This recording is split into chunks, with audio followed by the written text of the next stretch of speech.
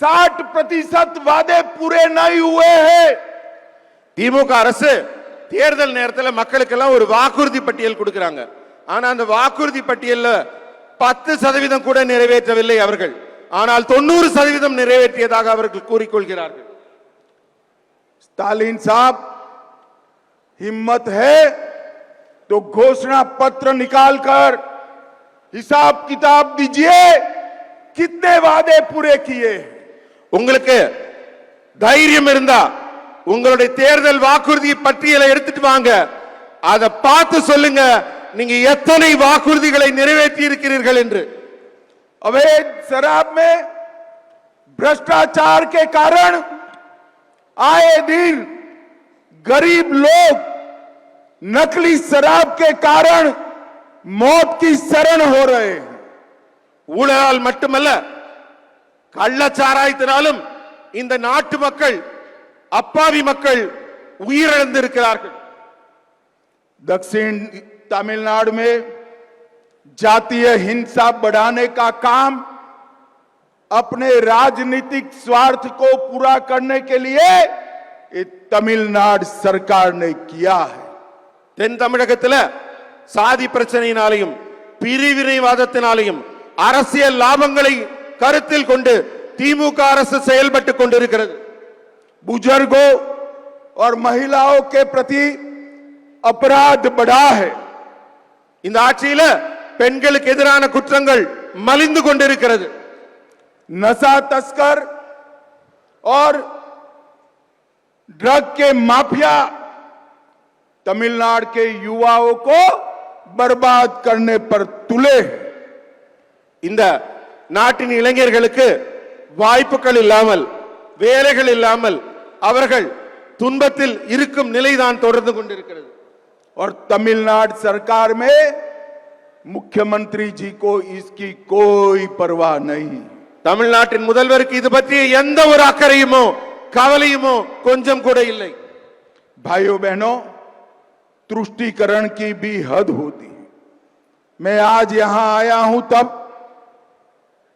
भगवान मुर्गन से जुड़ी हुई पहाड़ी को सिकंदर हिल मानने की हिम्मत ये डीएमके सरकार ने की है. 1000 ஆண்டு காலம் பழமையுள்ள நம்ம திருப்பரங்குன்றம் முருகரின் அறுபடை வீடான அந்த மலையை சிக்கந்தர் மலை என்று சொல்லக்கூடிய துணிச்சல் இந்த திமுக அரசுக்கு வந்திருக்கிறது. सालों से भगवान मुर्गन के भक्त यहां पर अपनी श्रद्धा व्यक्त करते हैं. பல ஆயிரம் ஆண்டுகளாக முருக பக்தர்கள் வழிபட்டு வந்த வழிபாட்டு தலத்தை இதுபோல அரசியல் லாபம் கருதி பிரிவினைவாதம் கருதி இந்த அரசு செயல்படுத்தி வருகிறது. और भाइयों बहनों, मैं तमिलनाडु की जनता को करबद्ध विनती करने आया हूं कि मुर्गा भक्तगल मनाडू में आप बढ़ चढ़कर हिस्सा लेकर इनको अपनी ताकत का परिचय कराइए, भक्तों की ताकत का परिचय कराइए. நான் உங்ககிட்ட எல்லாம் அன்போடு வேண்டிக் கொள்வதெல்லாம் வர ஜூன் 22ஆம் தேதி முருக பக்தர்கள் மாநாடு நடக்குது. நீங்க ஒவ்வொருவரும் பெருந்திரளாக கலந்து கொண்டு நம்மளுடைய ஒற்றுமையையும் வலிமையையும் அந்த மாநாட்டில் காட்ட வேண்டும் என்று கேட்டுக்கொள்கிறேன். मैं फिर से एक बार तमिलनाडु सरकार से मेरी मांग दोहराता हूं कि मेडिकल और इंजीनियरिंग की पढ़ाई में जल्द से जल्द तमिल भाषा का प्रवेश हो और मेडिकल और इंजीनियरिंग की पढ़ाई तमिल भाषा में की जाए. நான் தமிழக அரசு ஒவ்வொரு முறை வரும்போது நினைவூட்டுகிறேன். தமிழ்நாட்டில் தமிழ் தமிழ் என்று பேசிக் கொண்டிருக்கும் நீங்கள் பாடத்திட்டத்தை ஏன் தமிழில் செய்ய மறுக்கிறீர்கள்? உயர் கல்வி அனைத்தையும் தமிழில் செய்வதற்கு என்ன தடை இருக்கிறது? விரைவில் நான் தமிழக அரசை கேட்பதெல்லாம் இன்ஜினியரிங் பாடத்திட்டம் உடனடியாக தமிழில் இயற்றப்பட வேண்டும். और भाइयों बहनों, मैं आज स्टालिन जी को यह भी अपील करने आया हूं. हमारे मोदी जी ने सेंगोल को संसद में स्थान देकर पूरे तमिलनाडु का सम्मान किया है। कभी मोदी जी को एक धन्यवाद का पत्र लिख देना भाई। நான் ஸ்டாலின் அவர்களை கேட்கிறேன், தமிழ்நாட்டின் மரபு சின்னமான மன்னர்கள் கையாண்ட அந்த செங்கோலை நாட்டின் உயர்ந்த இடத்திலே கொண்டு சென்றாரே நம் பாரத பிரதமர் மோடி அவர்கள், அவர்களுக்கு நீங்கள் ஒற்றை வரியாவது தமிழ் மரபை உயர்த்தி பிடித்த மோடி அவர்களுக்கு நன்றி சொன்னீர்களா? भाइयों बहनों, जब मोदी जी प्रधानमंत्री बने, देश की अर्थव्यवस्था इकोनॉमी 1.9 ट्रिलियन की थी और आज 11 साल में इसको 4.19 ट्रिलियन की और दुनिया का चौथे नंबर का अर्थतंत्र आज हम बन चुके हैं। मोदी जी ने विकास कैसे होता है इसका एक उदाहरण साबित किया है। மக்களே, இந்த மோடி அவர்களின் ஆட்சி உருவான பிறகு இந்தியா தொடர்ந்து வளர்ச்சி பாதையிலே பயணித்துக் கொண்டிருக்கிறது.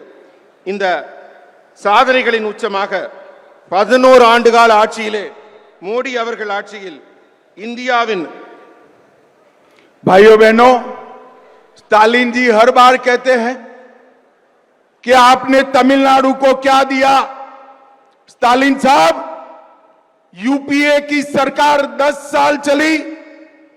यूपीए सरकार ने तमिलनाडु को 10 साल में 1,53,000 करोड़ रुपया दिया और भारतीय जनता पार्टी की सरकार ने 10 साल में 6,80,000 करोड़ रुपया दिया। 6,80,000 करोड़।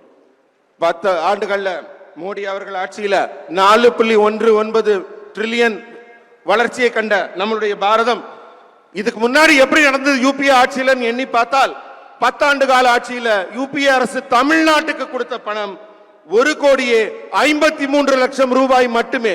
10 வருஷத்துல 1,53,000 கோடி மட்டுமே. ஆனால் நம்முடைய பாரதிய ஜனதா கட்சி அரசு 10 ஆண்டுகளில் தந்த பணம் அதை விட பல மடங்கு அதிகமாக 6,80,000 கோடி ரூபாய் தமிழகத்திற்கு வழங்கி இருக்கிறது.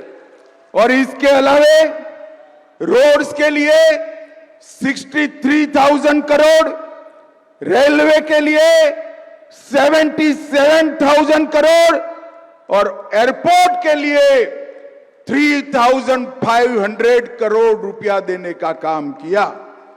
சாலைகள் மேம்பாட்டிற்காக 63,000 கோடியும், கட்டுமான பணிகளுக்காக 77,000 கோடியும், ஏர்போர்ட் கட்டுவதற்காக 3,500 கோடியும் மத்திய அரசு தமிழகத்திற்கு நேரடியாக வழங்கி இருக்கிறது.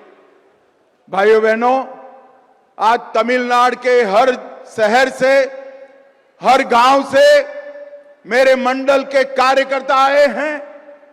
यहां से आप जब आपके गांव में जाएंगे, शहर में जाएंगे, टाउन में जाएंगे, मेरा आपसे एक ही अनुरोध है, जब तक तमिलनाडु में डीएमके सरकार को नहीं हटाते हम किसी को आराम करने का अधिकार नहीं।